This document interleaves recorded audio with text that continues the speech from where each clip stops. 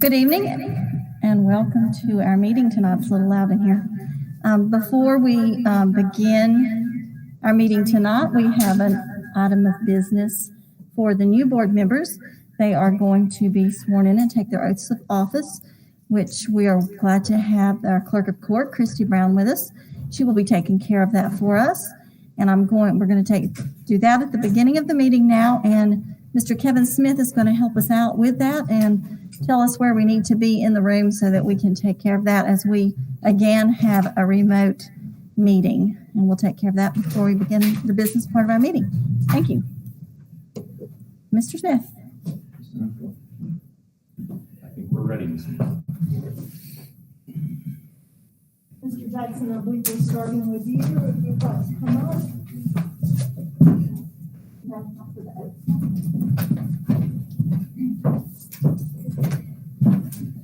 Someone's going to hold your Bible for you. And if you can stand where you can see the camera here, open it on the Bible and raise your right. Do you, Richard Kinsey Jackson, solemnly and sincerely swear that you will support the Constitution of the United States, that you will be faithful and bear true allegiance to the state of North Carolina and to the constitutional powers and authorities which are or may be established for the government thereof, and that you will endeavor to support, maintain, and defend the Constitution of said state, not inconsistent with the Constitution of the United States, to the best of your knowledge and ability, so help you God. I will. Do you, Richard Kinsey Jackson, solemnly swear that you will well and truly execute the duties of the office of member of the Board of Education for Transylvania County, according to the best of your skill and ability and according to law, so help you God? I will. Thank you. And that's it. There it is. And then you'll sign, there's 3 of them. So if you'll just sign them at your place. Yes, at the table, and then I'll get those from this one.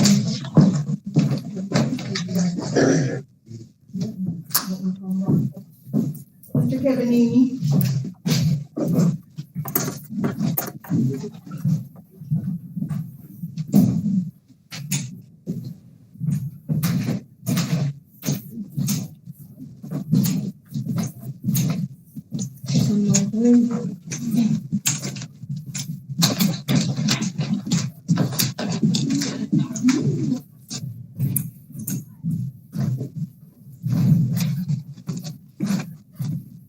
You, Ronald J. Kevinini, solemnly and sincerely swear that you will support the Constitution of the United States, that you will be faithful and bear true allegiance to the state of North Carolina and to the constitutional powers and authorities which are or may be established for the government thereof, and that you will endeavor to support, maintain, and defend the Constitution of said state, not inconsistent with the Constitution of the United States, to the best of your knowledge and ability, so help you God. I will. Do you, Ronald J. Kevinini, solemnly swear that you will well and truly execute the duties of the office of member of the Board of Education for Transylvania County, according to the best of your skill and ability, and according to law, so help you God?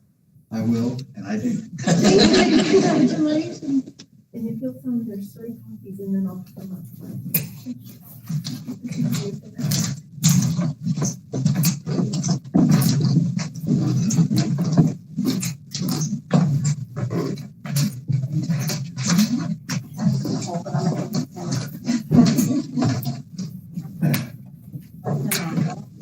Yes. Left hand on the Bible, raise your right. Do you, Tommy McCoy, solemnly and sincerely swear that you will support the Constitution of the United States, that you will be faithful and bear true allegiance to the state of North Carolina and to the constitutional powers and authorities which are or may be established for the government thereof, and that you will endeavor to support, maintain, and defend the Constitution of said state, not inconsistent with the Constitution of the United States, to the best of your knowledge and ability, so help you God? I will. Do you, Tommy McCoy, solemnly swear that you will well and truly execute the duties of the office of member of the Board of Education for Transylvania County, according to the best of your skill and ability, and according to law, so help you God? I will.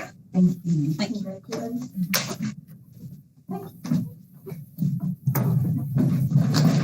And now we're gonna take just a minute break while Mr. Brown will sign what needs to be signed, and we finish up with that, then we can get enough time.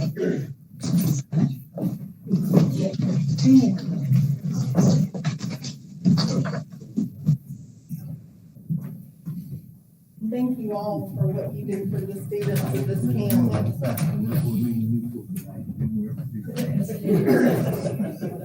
Hey. We were.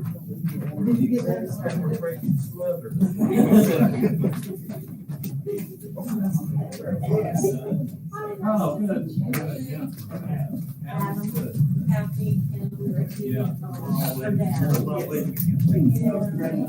Yeah. Do a great job. I went here undergrad.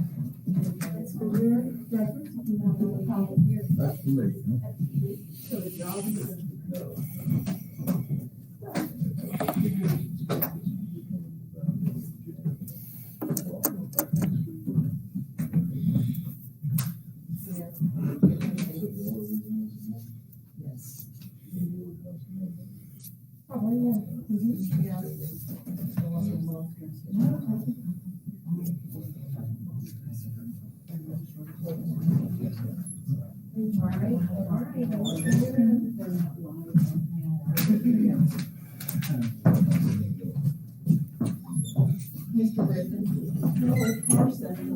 I will. I thought we were gonna get her back,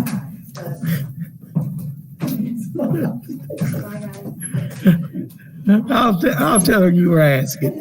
but. I thought we were gonna get her back for the intro.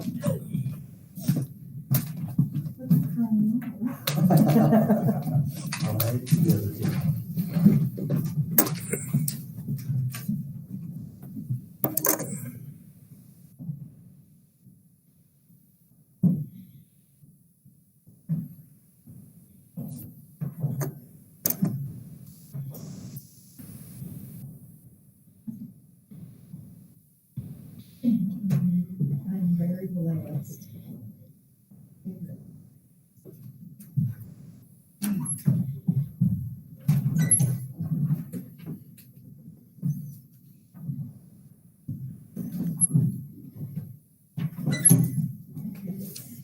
We seem to like what we do.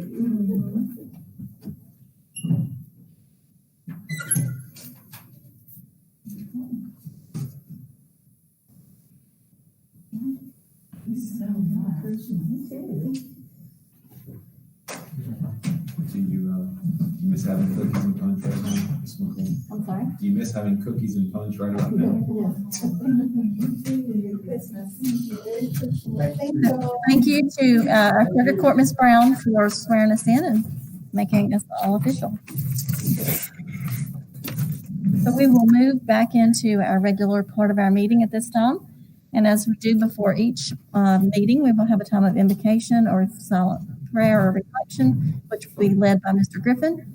And then Mr. Kevin Emmy will lead us in the Pledge of Allegiance.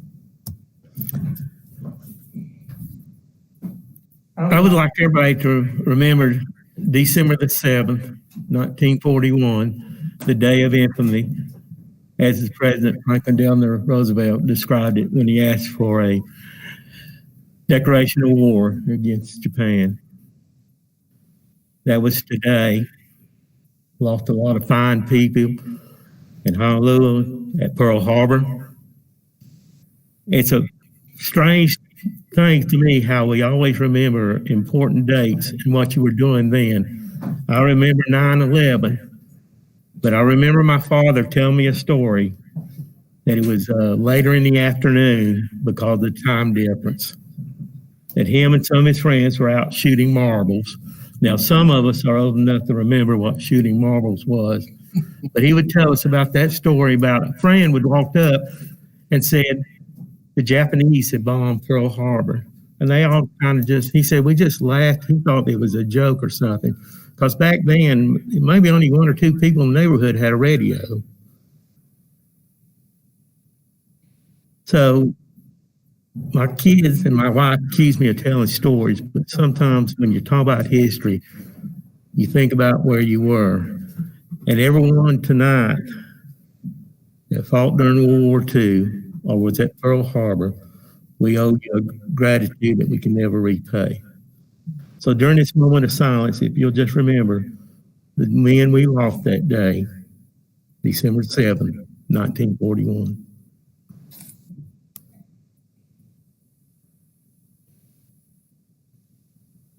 Thank you. I invite you to stand and join me in the pledge to the flag.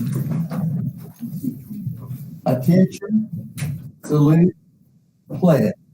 I pledge allegiance to the flag of the United States of America and to the republic for which it stands, one nation, under God, indivisible, with liberty and justice for all.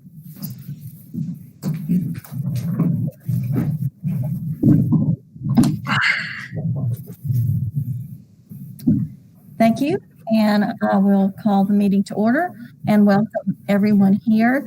There are board members in the room with us. We are continuing to have remote meetings because we are adhering to the governor's guidelines and the statute from the General Assembly regarding meetings at this time. But we do welcome you online for the meeting and everyone here that is with us also. The first item of business is approval of the agenda. Are there any modifications? I hear none. So do I hear a motion to approve the agenda as published? This is Courtney. I'll make a motion to approve the agenda. Second.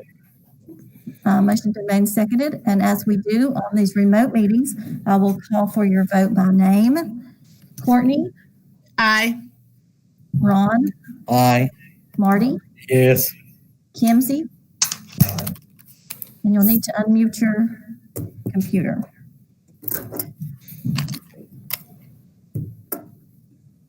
Yes. And this is Tawny, yes. So we will work from the agenda that has been published. Our next item of business tonight is election of officers.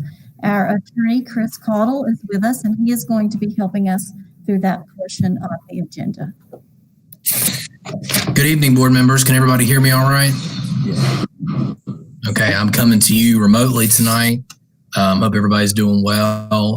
The first order of business tonight is we need to conduct elections for the chair and vice chair. So we will do, since this is a remote meeting, we will conduct it in a remote fashion. Each board member gets to cast a vote. Each nominee needs a majority of the votes in order to be elected.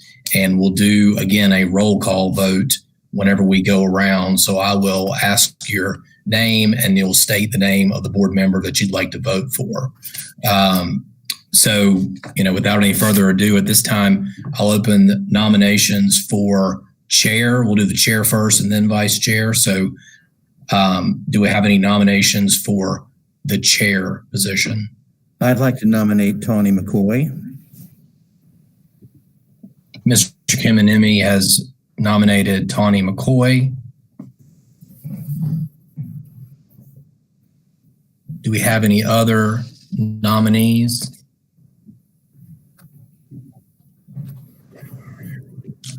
Hearing none, is there any discussion?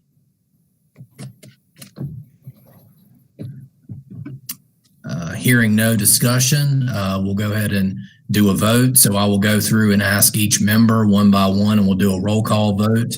So I'll start with Mrs. McCoy. What is your vote, Mrs. McCoy? Yes. Yourself, okay. Mr. Kemenemi? Yes. Okay. Mr. Griffin? Yes. Ms. Domniker? Yes. Mr. Kimsey? Yes. So just by confirmation, the yes votes were all votes for the only nominee, which is Ms. Tawney. And Ms. Tawney, you have been unanimously reelected as the chair for the Transylvania County Board of Education. And Ms. Domniker, I was going to ask you to do this earlier. Can you just verify also that you are participating in this meeting remotely? Yes, I am. I am not in the actual building, but I am remote for this call. Thank you. Yep. Okay, moving on. We'll do the election for vice chair.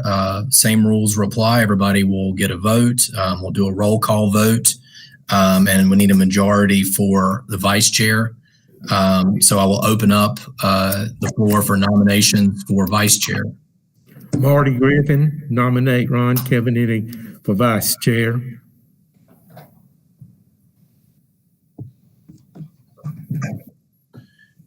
Do we have any other nominations for vice chair? Hearing none, is there any discussion? If not, we'll move. Hearing none, we'll move to a vote. And I'll start again with you, Mrs. McCoy. Your vote, please, Ms. McCoy. Yes, for Mr. Kemenemi. Mr. Kemenemi, Yes. Mr. Griffin, Yes.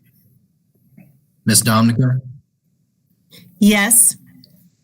Mr. Kimsey.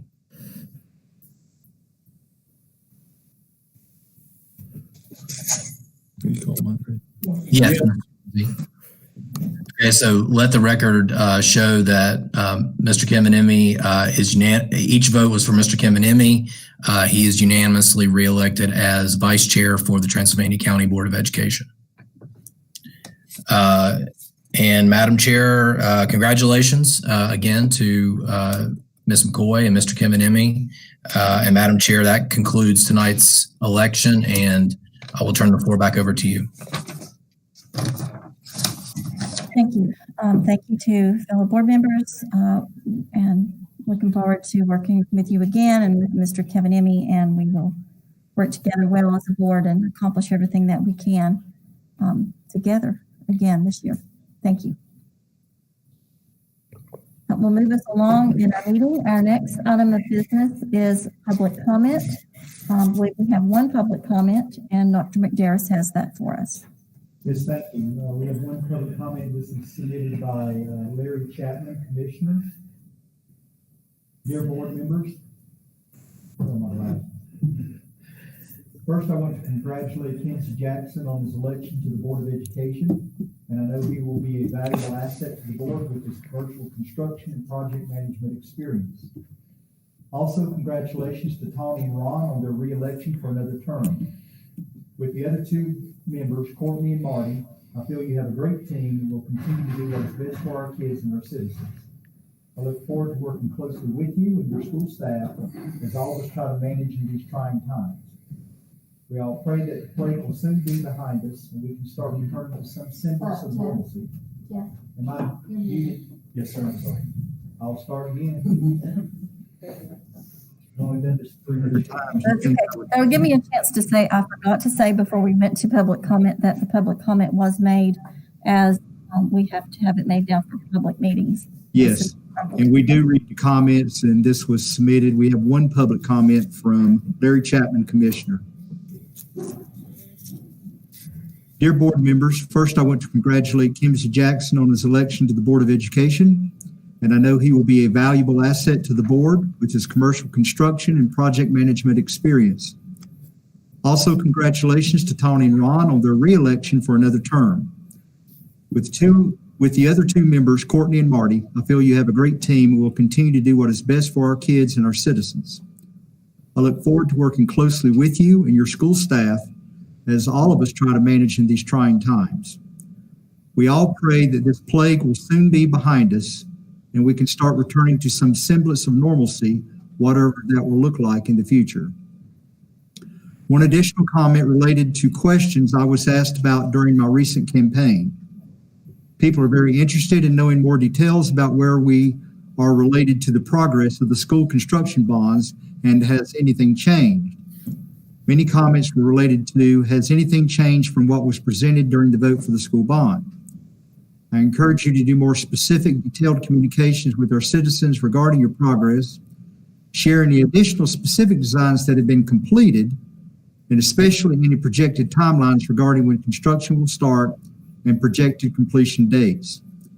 I have encouraged people who have contacted me to reach out directly to your board and school staff regarding any questions they have. Additionally, I am sure the other commissioners do also, look forward to receiving the same type of updated information on such a key project in our county, for our county.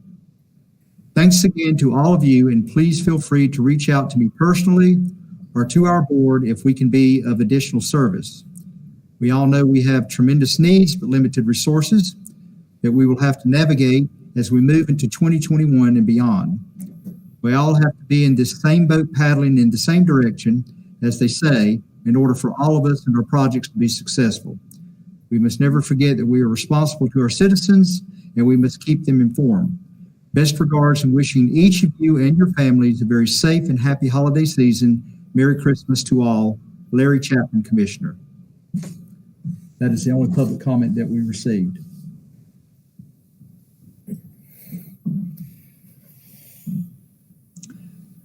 That will bring us to the good news report.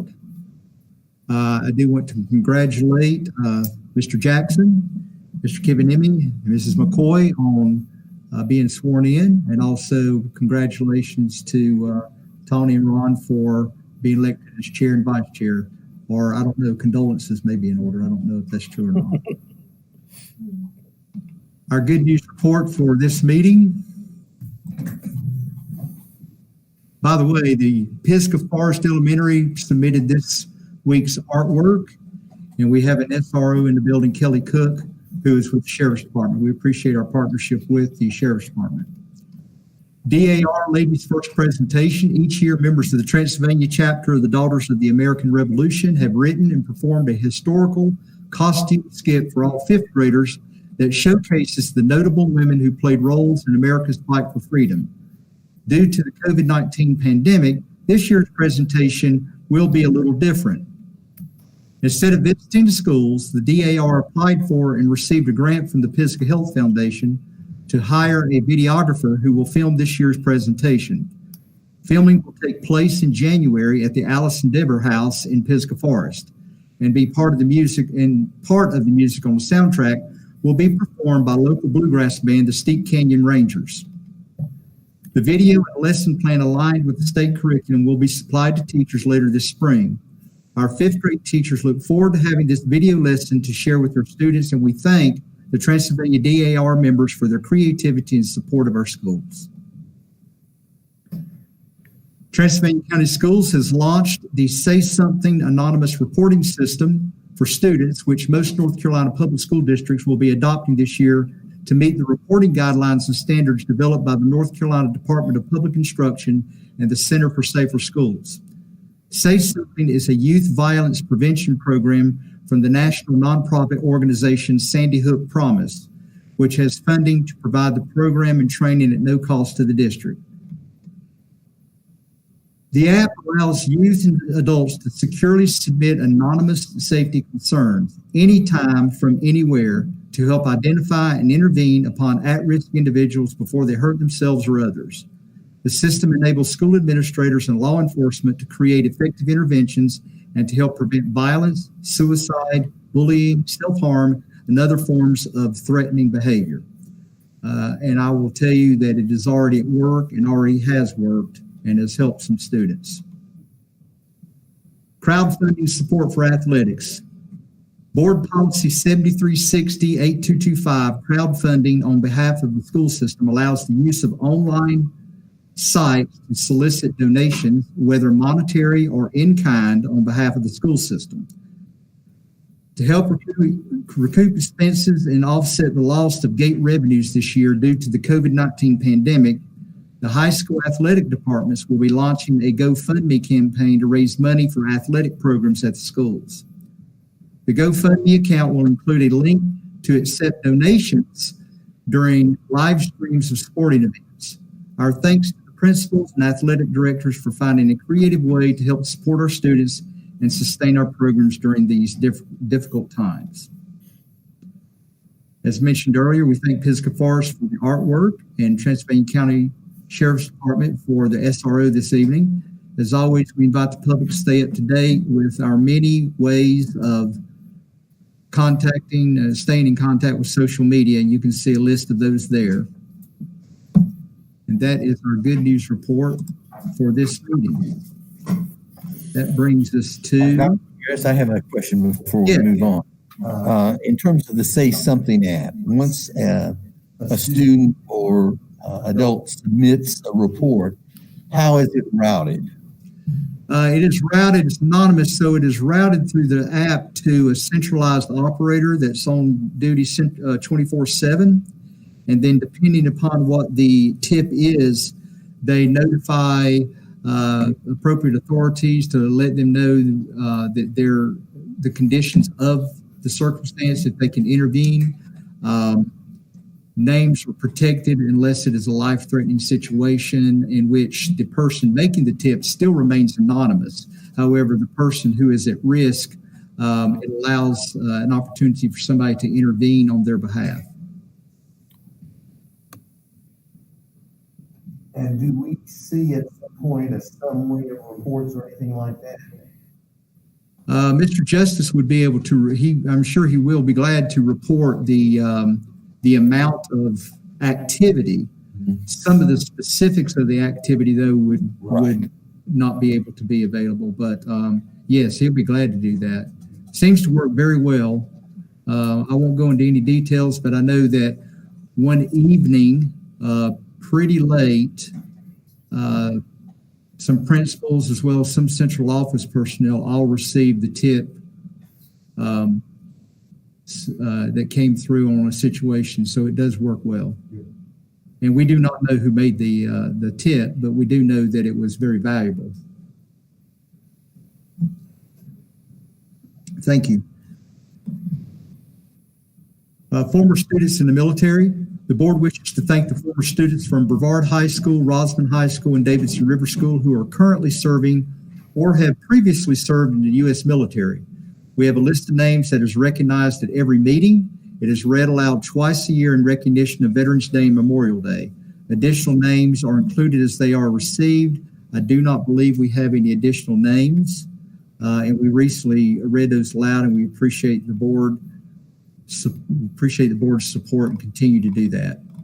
As always, if the public has some names they're aware of that are not on the list, we encourage them to please let us know. That brings us to the consent agenda. Thank you. The consent agenda items tonight include the minutes from the November 16th meeting and the personnel report for tonight. Has everyone had an opportunity to review those? I see nods. So I will ask for a motion to approve the consent agenda items. So moved. Is there a second? Second, this is Courtney. Motion made by Mr. Griffin and seconded by Ms. Stommacher to approve the consent agenda items. And I will, is there any discussion? If not, I will call for that vote. Courtney? Aye. Ron?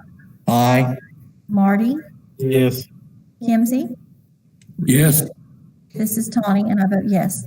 So that motion passes unanimously for the consent agenda items. The next item of business is the COVID-19 update, which I will also ask Dr. McDarris to take over for us. Yes, Mrs. Elaine Russell, Transylvania Public Health Director, is available. She's going to give us an update on the status of COVID-19 cases in Transylvania County. Before Ms. Russell starts, I want to thank her for being here. Just as I mentioned earlier, we have such a tremendous relationship and partnership with the Sheriff's Department. We also have just a terrific partnership with the Transylvania Department of Public Health. We would not be able to be at this point in December without their help. And with that, I will turn it over to Ms. Russell, and I will pull up the PowerPoint. Thank you so much. In a second.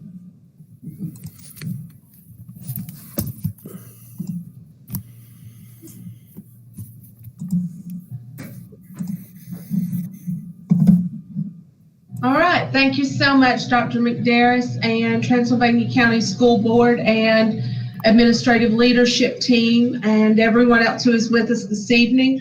I do want to take a moment to, from our side, thank the school system and the school board and everyone for such a strong and robust and committed working relationship to get through the trial and tribulation that is COVID.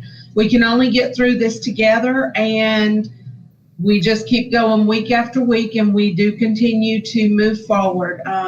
The commitment to communication round the clock, 7 days a week, has been just such a blessing, and we are far more fortunate in this county for that collaboration than many other counties have experienced across the state. So kudos and thank you to all of you. You make our job easier, although nothing in COVID is easy at this point, I think, as we have all realized. So I will jump in now and go through a summary of data that is directly relevant, I think, to what you are dealing with in the school system. So Dr. McDarris, if I could have the next slide, please. Thank you. This data is current as of 4 o'clock this afternoon. We've had a total of, since all of this started in March, 8,721 tests that have been logged in with the agency. We have had 8,081 that are negative. Our percent positive over the past 7 days is at 17%. However, as we have all seen in the media, and we would expect going into this intense holiday season, we did expect to see our numbers surge. Our total cases as of late this afternoon, we were at 620. That continues to hold us in one of the best positions for our population size in North Carolina, and very much at the tip of the spear for good work in Western North Carolina. So again, that's all collaborative effort of our systems, our community. It is group effort that gets us through this every single day and every single week. So our percent change over the past 7 days was 11%, and that was an increase. Again, we expected that going into the holidays because of the coming together of families in an attempt to have some reconnection, and also just people have been a little more mobile in past weeks. We expected that again with the holiday impact. We currently have 48 residents in isolation, and remember, isolation is for the infected. You isolate the infected, you quarantine the exposed. So we have 48 active positive cases that are under an isolation order as of this afternoon. Since all of this started, we have had 40 total hospitalizations. On our briefing call this morning at 11 a.m. with TRH Hospital, they had 2 patients in the hospital over the weekend, but they have since stabilized and were discharged. So as of today, this morning, there were no hospitalizations currently. And very sadly, in our community, we have experienced 9 deaths. We have not had a death recently. So I'm glad to see that that is slowing down. I think that's also a reflection of our medical community learning to better manage and know what resources they can and can't effectively apply to a positive COVID patient. It's been a straight up learning curve for our medical community everywhere in this county, in this region, in this state, in this nation. So next slide, please. This is data that is very relevant. And again, this will look at all data for all children in the county. Most of them will be enrolled in the school system, but not necessarily all of them, because this would also capture any students that might be at Brevard Academy, might be at Mountain Sun, might be in other private schools, or maybe in a homeschool pathway. So just please bear that in mind when you look at these numbers. And overall, they are excellent. We have had a total number of 80 cases amongst children. In infants under 1 year of age, that we've had 3 cases. In toddlers in the 1 to 2 year old category, we have had 8. In preschoolers 3 to 4 years old, we've had 4 cases. In elementary, we have had 5. The 5-year-old to 10-year-old cohort, we have had 20 cases. In middle school, the 11 to 13-year-olds, we have had 12 cases. And in the high schoolers, 14 to 17 years old, we have had 33 cases. As you can see, as the ages go up, you tend to have more cases because the older kids get, the more mobile and engaged they get. When they're littles, you can keep them corralled a little better and control their exposures in many cases. So overall, this does position us very well for going into this what we anticipate being a very intense holiday and winter season. Next slide, please. I always think it's interesting to bring to any presentation an update on what trends we are seeing for the likely exposure of source for these cases. When we do our case investigation interviews, this is one of the questions that we ask, and generally we are able to get an answer. Sometimes it's not the most specific of saying Jane Doe at such and such place is, I know that's where I got it. We generally can't get it that drilled down, but we can get some very big trends for where exposures occur. And in our community, we have seen through our case investigation interviews, which are very exhaustive interviews, 36% resulted from close contacts to other known cases. 20% of the cases have been healthcare or long-term care facility connected.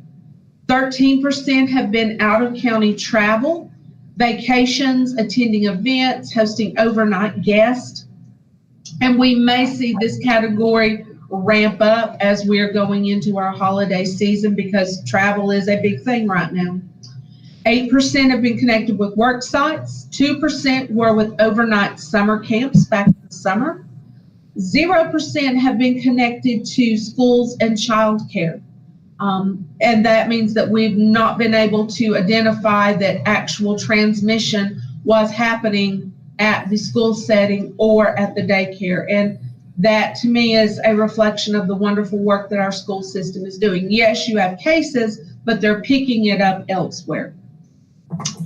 2% are other, being churches, community groups, etc. 9% are never able to identify an exposure for us.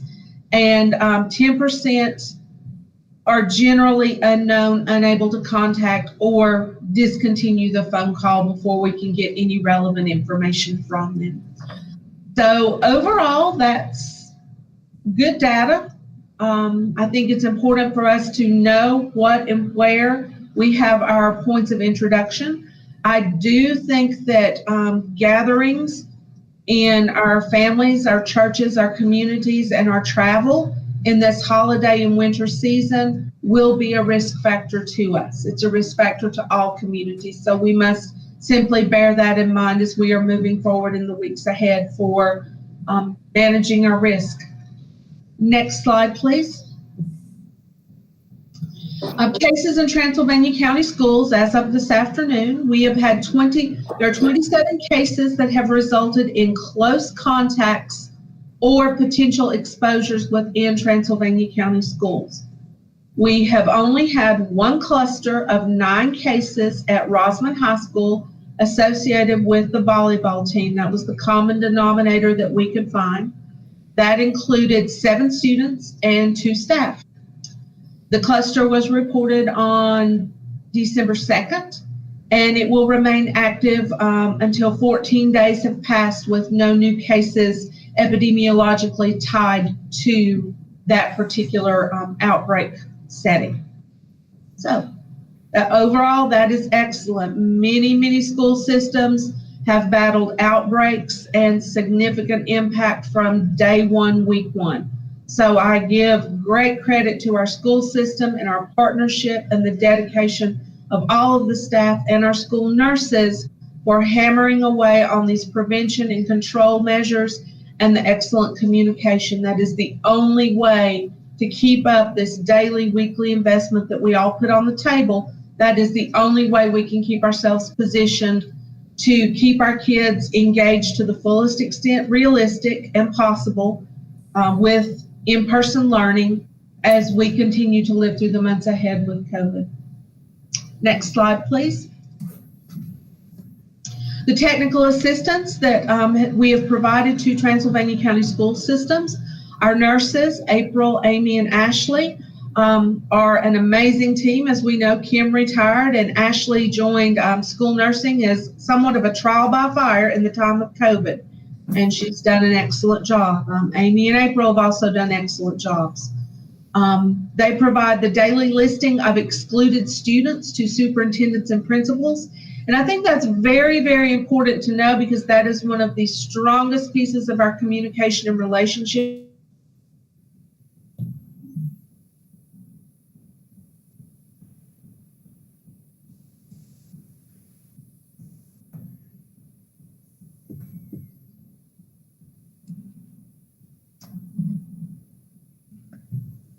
I think we may have lost you, Elaine.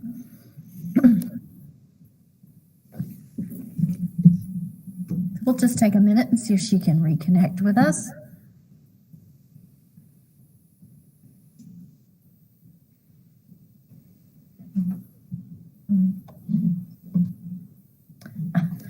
No, I'm okay.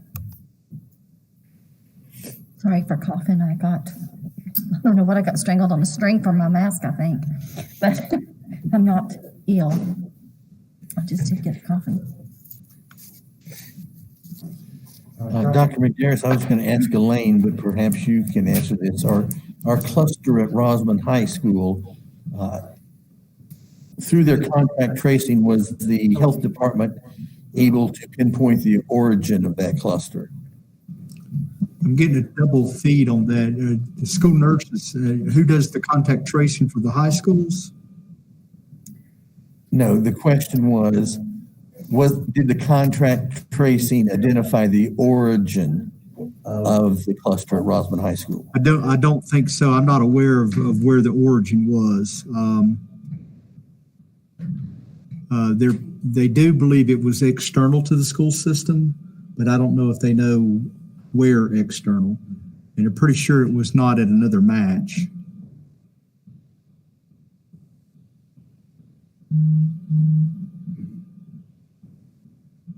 This is probably not a good time to mention we need to improve broadband infrastructure in the county. I was just going to say, while we're waiting to see if Ms. Russell can join us again, are there any questions related to COVID that we might address to Dr. McDarris?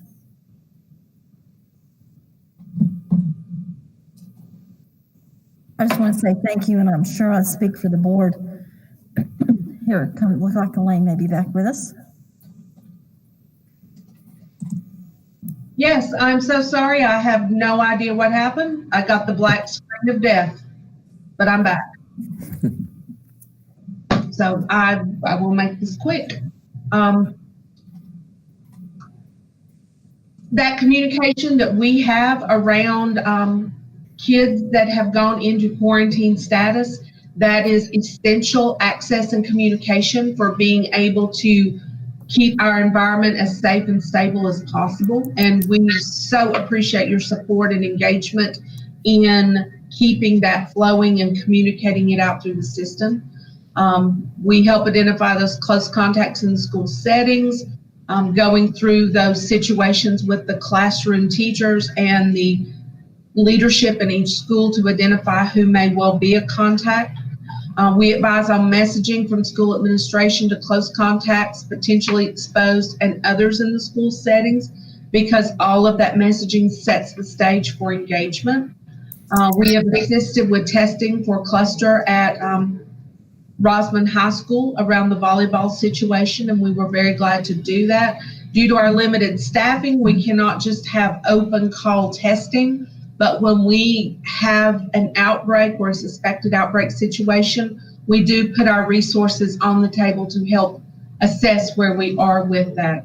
And we answer lots and lots of questions, just like we know that you all do. So next slide, please. And this is the final slide. I think it's so important. You are doing amazing work in the school system, and we are so thankful for that. However, what happened, your environment in the school system is very much impacted and influenced by what is happening out in the community. So this chart is not meant to alarm you, but it is meant to give you an indicator of kind of a color-coded presentation of the pressures that may be emerging in the community around the ebb and flow of COVID, and how that does have a potential to change some things and impact and make things more complicated for us in the system. I'd shared this at a previous meeting, but we wanted to give you an update on it. And as you can see, at the highest risk in schools is that pink column on the right-hand side. And for Transylvania County schools, when we look at number of new cases per 100,000 within the last 14 days, we are at 322. Rates per 100,000 are never kind to small communities, so please bear that in mind. Your percentage of PCR tests that are positive during the last 14 days, we are at 15%. So that's an indicator. We definitely want to know that creates pressure in the community for how you may see more positive show up in the school system. And for these variety of the mitigation strategies, this is going to be dependent on the particular classroom and school setting, but overall, I think we are doing very well with that. And your secondary indicators, your percent change in new cases per 100,000 population during the last 7 days compared with previous 7 days, negative equals improving. We are at 4%. So that's the second highest column, which is not bad, given the spiral up that we anticipate in the community, our community and all communities. Our percentage of inpatient beds in community that are occupied, overall our hospital system in Transylvania County is in very good shape, and Mission Maine is overall okay. They do have some days where they go on diversion, but they do get that open back up as quickly as possible. Our percentage of ICU beds in the community that are occupied, we're in very good shape with that also. And our percentage of inpatient beds in community that are occupied by patients with COVID, we only have a regional number at 12%. I can tell you anecdotally from a call this morning, as of today, there are no COVID patients at TRH. At that 11 a.m. call, which things could have changed since then. And there's the existence of localized community public health COVID-19 outbreak. Yes, we do have community spread, but every county has community spread at this point. So I just think this is an interesting chart to keep an eye on, to know where those pressure points are on your school system. It makes the preventive work and the mitigation work that you are doing all the more important. So with that, if there are any questions I can answer, I will be glad to do so.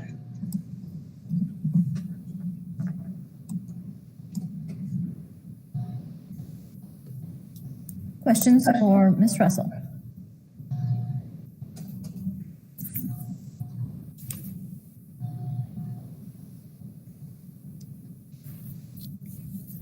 Doesn't look like anyone has any questions at this point. Thank you very much for presenting to us and giving us all this information. thank you so much to you, the health department, especially to our nurses and all the work that they're putting into helping our children stay safe as we can. We just appreciate your partnership so very, very much. And thank you. We are very blessed to have such a deeply collaborative and committed school system to work with. So we are a very fortunate health department. Not every health department is that lucky. And Mr. Griffin did have a question. I did. I've been sitting there thinking about this. Have we seen any indications of the flu at the same time? Or are we still not reached that point? We have seen only a few cases of flu in the Western North Carolina area. So we do not feel like we are riding even the beginning stages of that flu wave at this time. So I think that's to come in months ahead. And I know we've talked about this a lot already about our communication and how much we depend on that, but we do depend on you and your department to communicate with us and with Dr. McDarris and our team here to keep us in the place where we need to be so that we can keep our students and teachers and everyone as safe as possible and do our part in the community to keep our community as safe as possible also. Thank you for that and for that continued work. Thank you all very much. Thank you, Elaine. That will bring us to CT Honors Internship. At the November 16th meeting, Director Missy Ellenberger presented a proposal for students who are working in an approved CTE internship capacity to earn honors credit. Mrs. Ellenberger will answer any questions and request approval of the proposal at this time.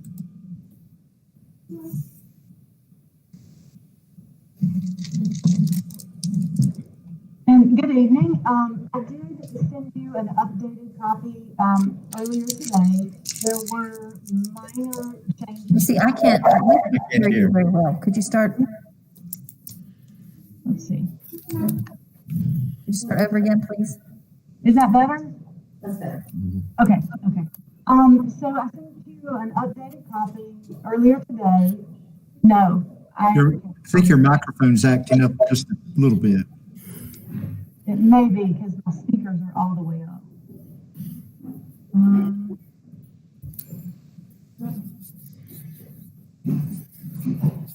I think I see someone coming your way down the hall. I think I hear someone coming to help.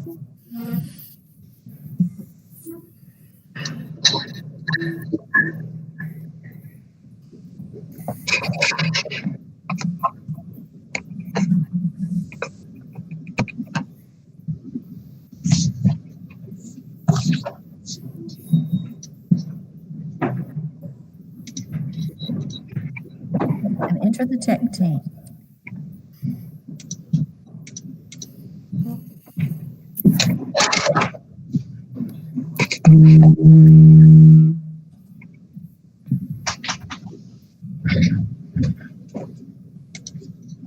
Let's go ahead and test again. Okay, is this better? Yes. That's better. Okay, it just took an expert. Thank you. So I was saying that I sent you all a copy of the updated internship packets. There were really just some minor changes as I read through them, just cleaned up some of the language to make it more student friendly and made some bullets. And then there was a typo in the honors portfolio that had in the rubric 135 hours that I changed to 150 hours. So just very minor changes. But I wanted you to have a final draft of that, and I'm happy to answer any questions that you have.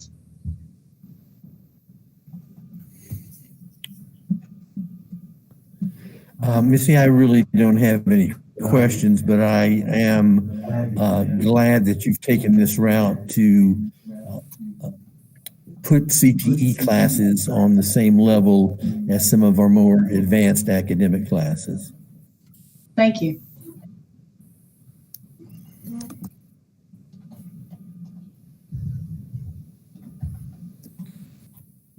Other questions or comments?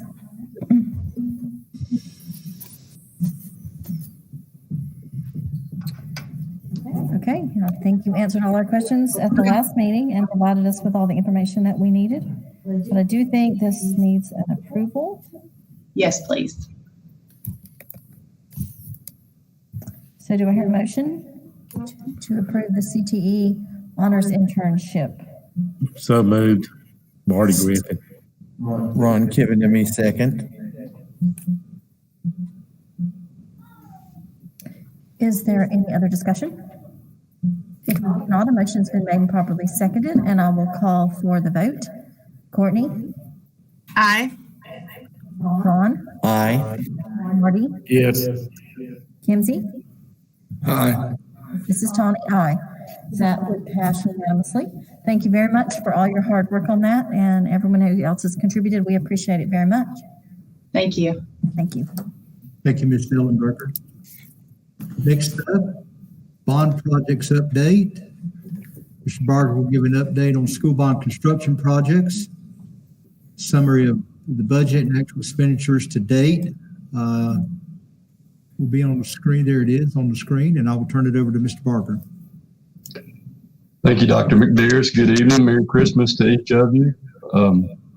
We're shifting into a little bit higher gear now on our bond projects and our construction documents. As I told the School Bond Construction Committee at our last meeting, we're furiously working to get those construction documents together for review by the Department of Insurance and by DPI so we can get things going when the kids and the staff get out in the summer.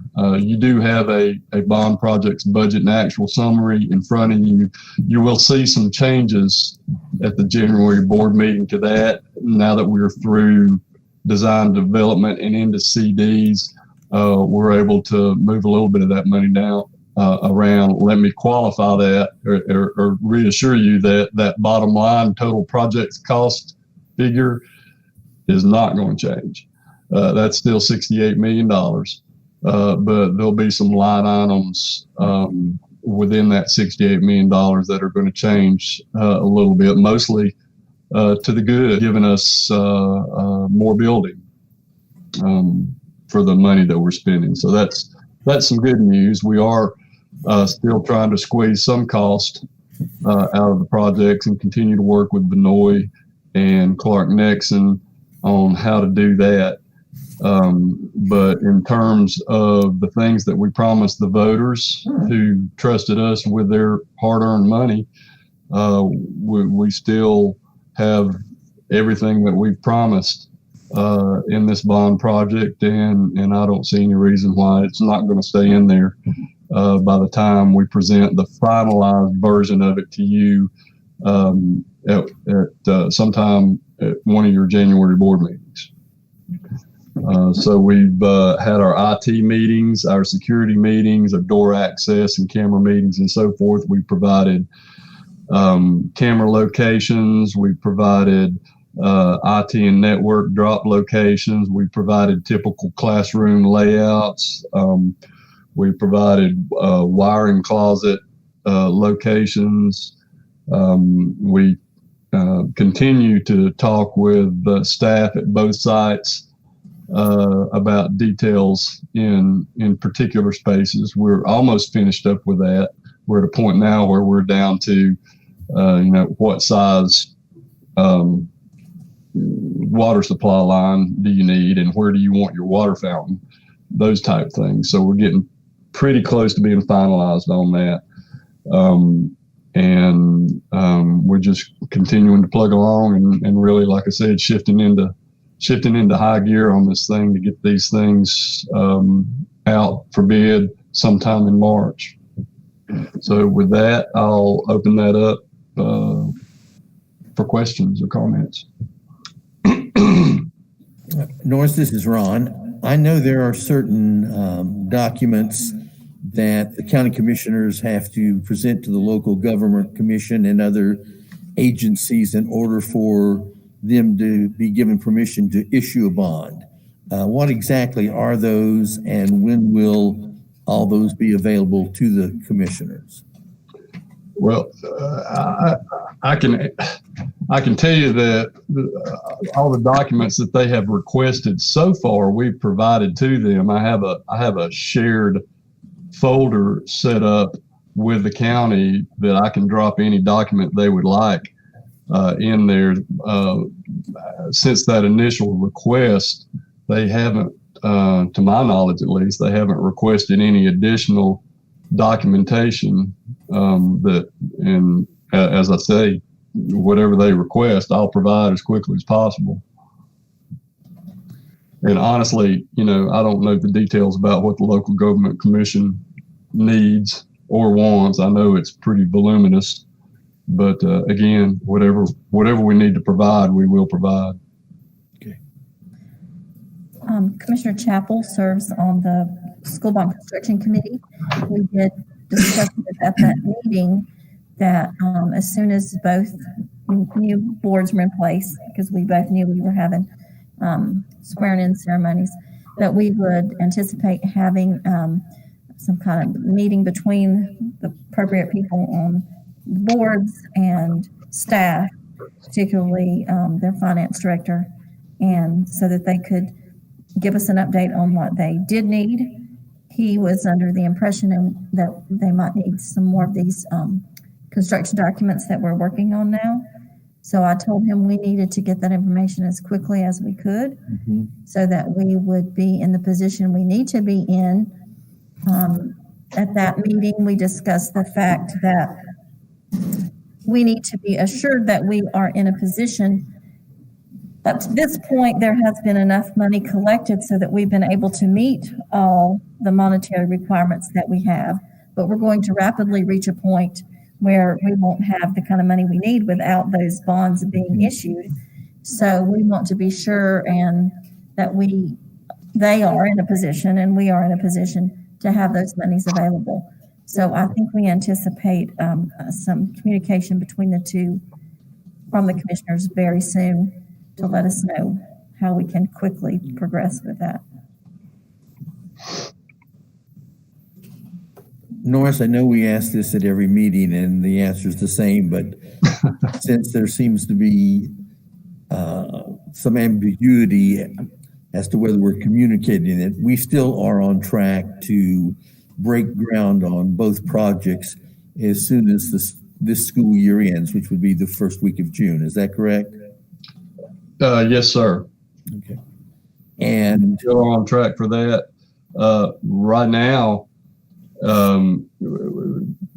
our projected completion date at Brevard High School is December 2024, move in second semester of that school year. Our projected completion date on Rosman has actually been moved up a bit. We've been able to absorb a phase 4 work into the other phases to make that a 39-month project. So we're hopeful at this point. And again, these are just estimated timelines at this point, but we're hopeful to be able to move in at the beginning of the 2024 school year up at Rosman. But as far as start dates, at this time, we are still scheduled to start when the kids and the staff leave for summer. Norris, aren't you glad I got Ron to ask that question so you wouldn't have to listen to me? That's no problem. I don't mind listening to you, Mr. Griffin. I just get excited every time I hear you talk about this. I especially enjoyed what you said about Pearl Harbor Day. Sometimes we're forgetful about the sacrifices folks make, but I don't mind listening to you at all. Norris, this is Courtney. I have a quick question. Now that you guys have always been meeting with the contractor and the architect, have they given any update on if there are going to be any price increases with COVID, or if they have any concerns with being able to hire subs for any of the work to be completed?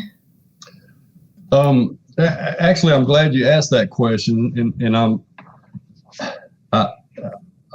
want to I want to be optimistic, but I don't want to be so optimistic that we get blindsided or surprised. But Chad Robertson with Clark Nexon did mention that we had a couple of bid openings here recently with some pretty good pricing, a little bit better actually than they expected, which was some good news. He's also saying that timelines he's starting to see beginning to shorten a bit, backlogs and delivery times on construction materials and construction items. I don't know, if we have a severe second wave coronavirus attack, I don't know if that's going to affect it at all. But at this point, things are looking pretty decent based on the last couple of bid openings that he's seen. I'm a little encouraged. I don't want to get too far ahead of myself, but thank you. Mm-hmm. I think we've also been asked about making more presentations to the public so that they can see where we're at with the project. And unfortunately, that COVID has creeped in there again and made it difficult to have what we would typically have, where we might have a meeting in at least each hospital and maybe other places so that the public could see the plans. And I know Clark Nexon told us they would have some 3D renderings so that we could see how exciting the new buildings are. So as we move on and we get to a place where we can have some more people in the building, we'll work to have some of that as quickly as we can. We talked about at the construction committee meeting the possibility, and I don't know that we'll do this at all. We just talked about putting something on site that people might drive by and just remember that this is an ongoing project. And I don't know if Clark Nexon and Vinoy are quite ready to put a sign out in on the property yet or not. I don't think so, but hopefully when we get to that place and we can put something up like that, that will help the public see that we're continuing to move forward. I think that would be a great idea. And Kevin Smith and I are meeting in the morning to make some updates to the bond website. We're a bit limited in what, based on our attorney's advice, we can show to the public, and Mr. Caudle might be able to speak a little bit more to that, but we want to be careful about showing complete floor plans and things like that on a website with, possible entrances and exits and access points for someone to, print off and study for possible unauthorized access. And that might sound a little paranoid to some folks, but we're just trying to be safe and protect our students and our staff that are there at both sites. So I don't know, Mr. Caldwell, I don't know if you've got anything else to say about that or. I don't, not at this time. I mean, I know Mr. Campbell has probably he's been working really closely with all of you, but you and especially Mr. Barger on the bond project. So I don't have anything else to add to that at this time, but if the board has specific questions about anything related to the bond for our office, I'm happy to take those and report back to the board. We will have some updates to the website real soon, and I think that'll be helpful for the general public. And then, of course, we always invite them to the board to come to the board meetings and listen to what we have to say. We're getting to the point where the rubber's meeting the road here, so I'm getting pretty excited about it, and we want to make sure the public's excited about it too. So looking for a pretty big presentation from the architects and Vinoy in January at one of the board meetings. Chris, this is Ron Kivanemi. I asked a question earlier about documentation necessary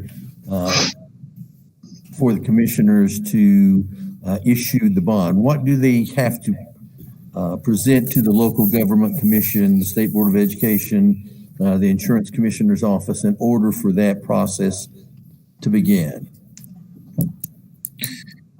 Norris, Mr. Kennedy, I do not know the answer to that off the top of my head. That's certainly something that I can find out and work with Mr. Campbell and report back to you. And I can report back with Mr. McDarris on that. I don't know specifically for this project what the county commissioners will need. All right, if you could do that, I think that would be beneficial for the whole board. If Chris could just drop us a quick email and say this, and this are what the commissioners need. And as we transmit them to them, we can check those off of our to-do list. Yes, sir. Norris, I just want to thank you for all the work you're doing. To me, it's amazing, and looking forward to everything starting and then the end dates. Thank you. Thank you. I appreciate that. I have to say, I've said this before, and I don't know for sure I've said it at this meeting, but I just want for the board to know that Clark Nexon has commented that in their other projects they've had, which are very numerous, that we have provided quite a bit of staff input that every project does not have. Sometimes it's just they're given information, but in this project they actually talked to our staff and was able to take that information and utilize it. They also complimented Norris on how much work he's doing and how well he's keeping them informed and working together to be our point person for the project. So I want to share that with the rest of the board so that our staff and Norris and Dr. McDarris and everyone that's involved in this process, we do appreciate all that you're doing, and we do recognize that you are working very hard, and we appreciate you very much. Thank you. Thank you. Thanks to the staff and everybody up here at the central office also for all their input, which we couldn't do without, and have a good project and good space for folks. So thank you.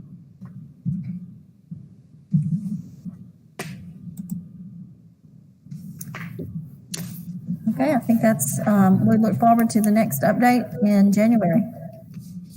Thank you. Thank you. Thank you, Mr. Barger. That brings us to the superintendent's update. As the board knows, I very frequently talk about subjects either directly or indirectly affect the school system. And we know that economic factors do affect our school system. So tonight I wanted to talk about the recent news regarding the change in designation for Transylvania County from a Tier 2 county to a Tier 3. That reveals a puzzling and quite frankly, a frustrating formula analyzing economic conditions. This is not good news for our county, in my opinion. The tier designations are supposed to indicate our level of county distress. Currently, there's 4 factors that are used in that calculation. They are the average unemployment rate, median household income, the percentage growth in population, and the adjusted property tax base per capita. There used to be, prior to 2019, some additional factors that were included, one of which was if a county had less than 50,000 residents, they were automatically Tier 2. Now, don't get me wrong, Tier 3 indicates a high level of success. However, Tier 2 is more realistic in the reality of issues that are challenging to families. And quite frankly, when you are a Tier 1 or a Tier 2, you are eligible for more grants. Transylvania County was just moved to Tier 3, which is the highest designation. Buncombe County dropped to Tier 2. That means Transylvania County will be compared to Wake County, Durham, and Charlotte-Mecklenburg area, and Buncombe County will be eligible for more grants. Counties with lower rankings, as I said, eligible for different incentives and grants. Unfortunately for our county, this will knock us out of additional grants, and the change exacerbates this issue. I want you to consider these realities as compared to the other consideration factors. Unemployment, which evidently was the primary factor in this decision. Buncombe County does now have a slightly higher unemployment rate than our county. They used to have one of the lowest in the state. The pandemic has caused it to jump. It will probably stabilize. They moved from a 3 to a 2, making them eligible for more grants. However, these analytics do not take into consideration issues such as underemployment, are other factors that can dramatically affect our county. For example, employment in all industries is not equal. Having a job and having a job that pays the wages that allow you to live here are two different things. Consider that right now the median age for Transylvania County is 51, making us one of the oldest counties in the state. The median age for Buncombe County is 42. This indicates that more retirees here are a portion of our residents than Buncombe. That income is a more stable income and do not require or do not rely on worker wages. Therefore, that's why the unemployment rate issue probably exacerbated that decision. The pandemic has certainly affected us all, but the data suggests that we are less affected by job loss, even if temporary. Estimated median worker earnings, again, likely affected by percentage of retirees. For Transylvania County, the median worker earnings is $22,644 per year. For Buncombe, it is $30,567. Estimated portion of the population with income below the poverty threshold, for Transylvania, it's 12.8%. For Buncombe, it's 11.5%. Wages for employees in all districts. Certainly, Buncombe has more manufacturing jobs, which do tend to pay higher wages than travel and tourism-related jobs. However, if you look at the average weekly wages for all industries in Transylvania County, that is $685 a week. For Buncombe, it is $863 a week. Alone, just if you want to separate out manufacturing, for our county is $855. For Buncombe, it is $1,041. Housing is another factor. While the median value of owner-occupied housing is slightly higher in Buncombe County, about $10,000 more, they have a 27.8% vacancy rate on housing. For Transylvania County, it is only 11.9%.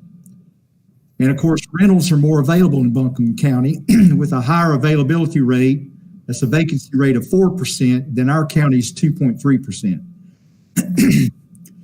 Even more telling and frustrating, I guess, is that per capita income in Buncombe County right now is $48,592.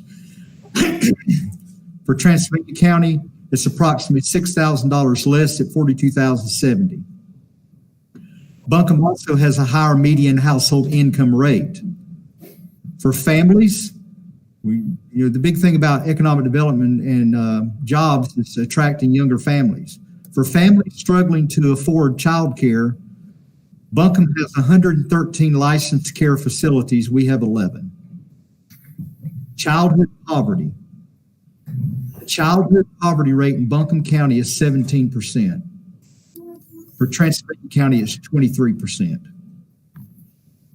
But the latest unemployment rate using the 2019 numbers has Buncombe at 7.4% and Transylvania at 5.3%. That certainly is factual. But as I said earlier, it does not reveal the potential underemployment or the other factors.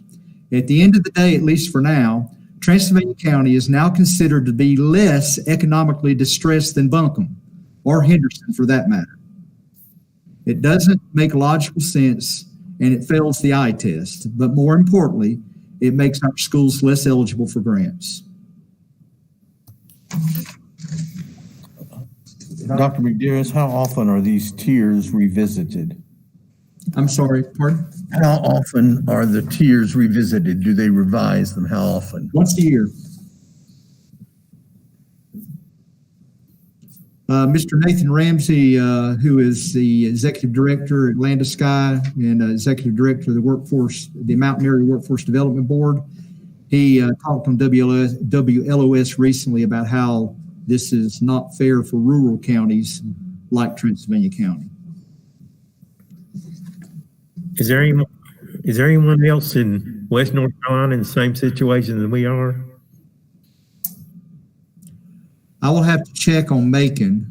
I believe Madison may have moved, but of course Swain and some of the more economically depressed areas west of us are Tier 1. but we are now considered the highest tier. Are we affected by this because we're part of Asheville and their thoughts? You know, Part of our county is now considered an urban cluster because of proximity. The federal guidelines changed and we're within 40 miles of an urban cluster. So that by default classifies us now as under federal guidelines as an urban cluster. But does that have any effect on the tier rating? Not specifically. They still use those 4 factors, but I think it probably has an indirect effect on worker wages and median household income. Yeah, I think probably of those 4 factors that you listed in the determination, I would imagine that our property base per capita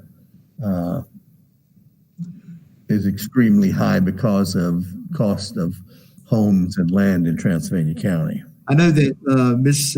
Domaker is aware of this. She has been in some discussions with local economic development as well as with the executive director of the chamber. I have reached out to the executive director of the chamber. It doesn't mean that anything will be changed.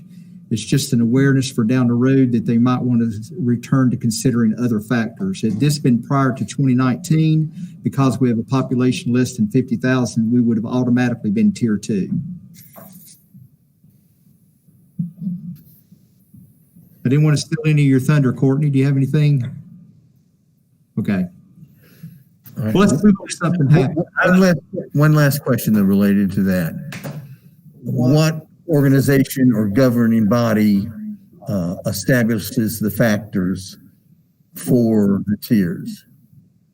The North Carolina General Assembly.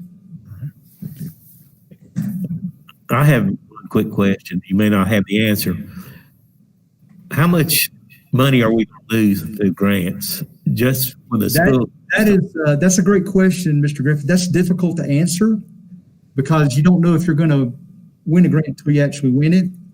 Even at tier 2, we sometimes were put at the back of the line because tier 1s are eligible for the grants before we are. This puts us further back in the line. The reality, though, is that from an economic standpoint, jobs, selfishly for me as superintendent, jobs mean families, and families fill up my schools. So selfishly for me, I'm always concerned about any factors that make it more difficult for young families to be able to work and live in Transylvania County. Important dates. December 21st is our next regular meeting. And then the next day will be the end of the first semester, and students will be dismissed at noon. And you see, we have the Christmas break, and we are already talking about dates in January.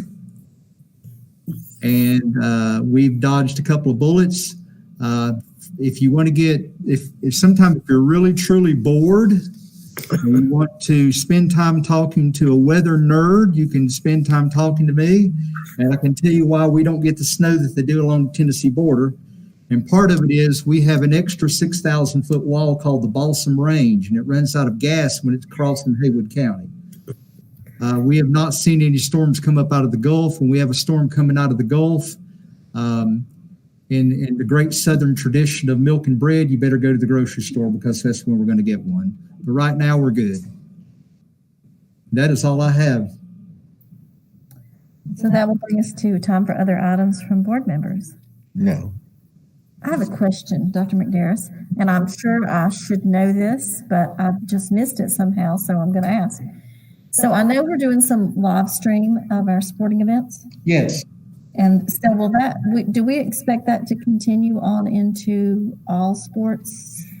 That's a great question. We are going to try to do that as much as possible, and with the ability of our cameras to be able to do that. It's not been that difficult to be able to live stream our volleyball games, and we anticipate it would be the same for basketball. We're scheduled to play football in North Carolina starting in February, and that tends to require a different camera situation higher up. However, football tends to have more success attracting larger donors who sometimes, like the local radio station, will sometimes live stream the event for us. So long story shorter, we think we should be able to live stream as many events as possible. And that is something we are offering free of charge. Yes, we this are. time. I understand that that might not be true everywhere. It is not true everywhere. I was contacted by the superintendent in Clay County, and he was concerned because they had encountered difficulty at another county in being able to come in and set up to be able to live stream themselves their girls playing volleyball. And I told them that was not an issue per se for us because we live stream and they are welcome to the link and they can watch it as well. And I talked to them last week. We had our first superintendent's meeting, real meeting face to face last week in Greensboro, and I talked to them about that. There are some counties that are having some difficulty. Just for disclaimer, they had us in a massive facility and had us all spaced out with masks, so hopefully everyone was safe. But we did talk about that, and the reality is that there are a couple of counties where that's not really working well, but we think it is here. Thank you. Are there other items or other questions from any board members? Jeff, is there any way to send this in an email where we would all have a copy of this? Is that possible? Yes, Mr. Griffin is talking about, I printed off the latest realignment numbers for high school athletics. I'll be glad to send that to the board. Some interesting changes, not for our schools, but for some of the schools that we have traditionally competed against. Their ranking, their classification changed dramatically. So it'll be interesting to see how the conferences form now. Thank you. Anything else? And I will be sending out a board update of some things that were discussed about testing and accountability last week in Greensboro too, as well as reading. I will call your attention to Ed&C that's doing a series of articles, and they did an article about what Transylvania County is doing with the science of reading. We got some good public relations on that. So if you can check out Ed&C on the web, I think it's a good article, and we didn't even have to pay for that. So that was good. I don't want to take up a lot of time, but since you brought that up, this on-site testing for the kids that have not been coming to our facilities as far as the buildings, how are we going to have side testing, or have we just made a decision yet about that? That was part of the discussion. The State Board of Education is very likely to apply for a waiver on the 95% rule. Probably may get rejected.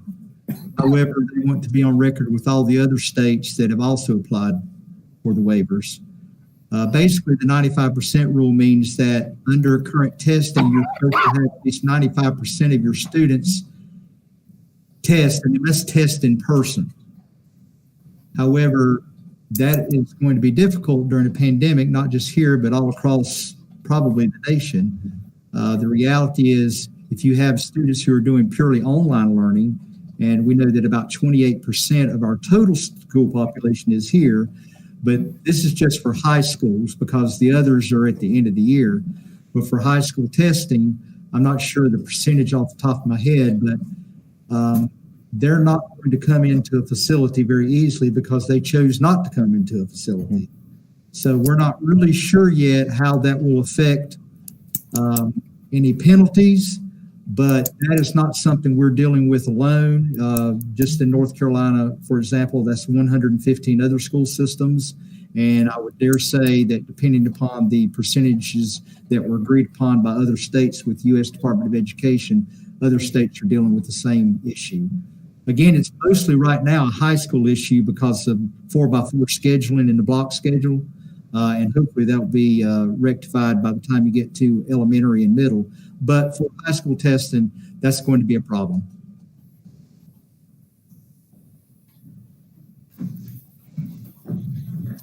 Marty made me think of something else. Had another question too. How are we looking towards second semester in classroom sizes all with our online learning?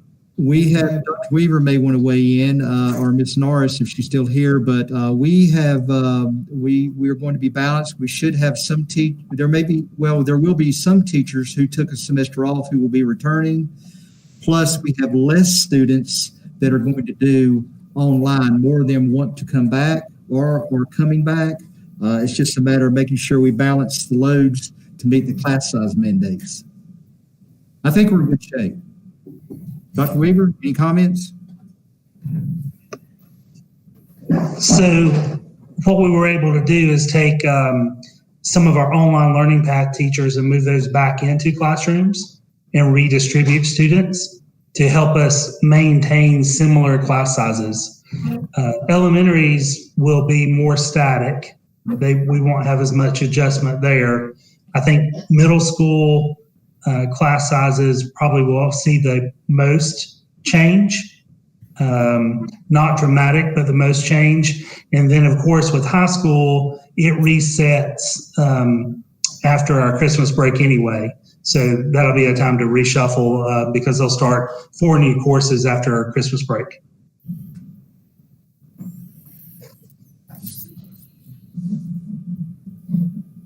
Thank you.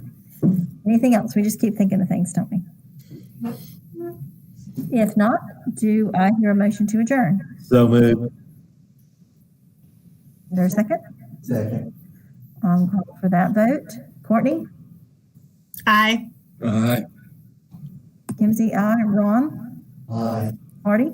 Yes. This is Tawny, yes. Thank you very much, and we will consider ourselves adjourned. Thank you.